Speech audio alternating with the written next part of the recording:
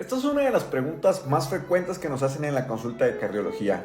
A ti te han dicho que tienes un soplo en el corazón y no sabes de qué se trata.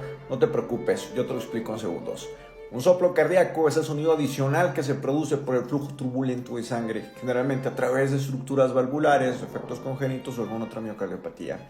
Estos los dividimos a grosso modo en soplos inocentes y en soplos patológicos. Los primeros, como el nombre lo dice, regularmente no representan un problema para tu salud.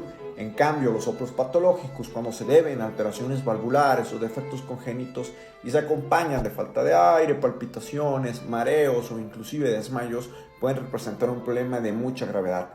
Por ende, es muy importante que acudas a tu valoración cardiológica. Sígueme para más información.